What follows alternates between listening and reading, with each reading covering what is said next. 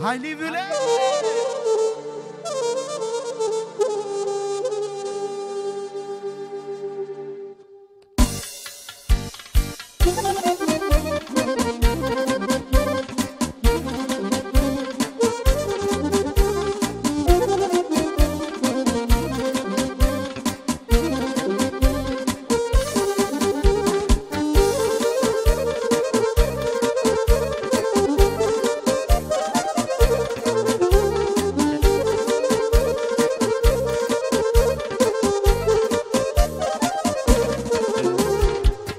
S-a uscat frunza și iarba, mi-au albit părul și barba, și la anii tinereții parcă sunt în toamna vieții.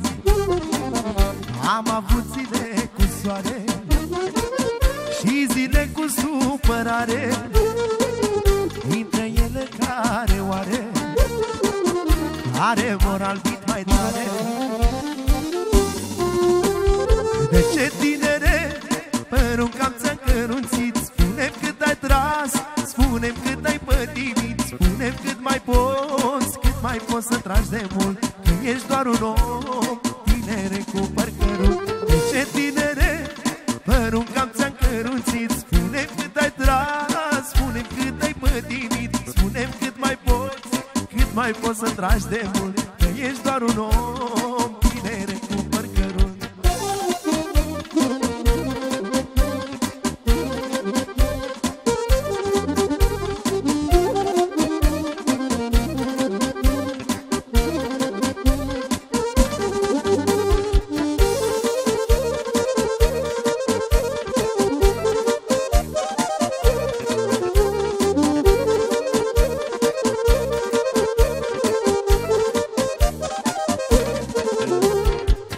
Nu știu cine să albească de la bine, ori m-o albi dragostea, ori dorul și patima, ori toate virtuile, unde-mi pierdeam nopțile, ori toți prietenii mei care m-or dat pădoile.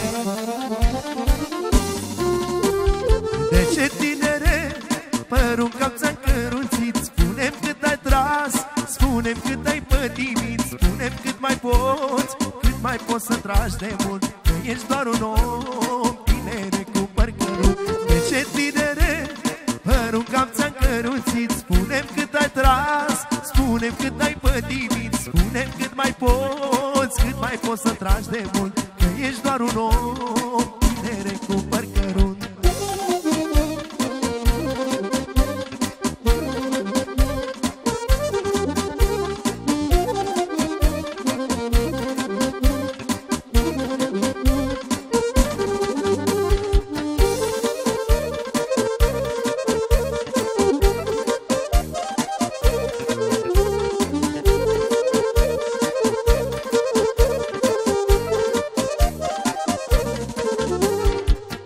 Eu stau cu oglinda-n față și vorbesc cu tine, viață, aș da zilele înapoi, aș trăi cât pentru doi, și cu bune și cu rele, cum i-au fost zilele mele. N-am pierdut vremea degeaba, mi-au albit părul și barba.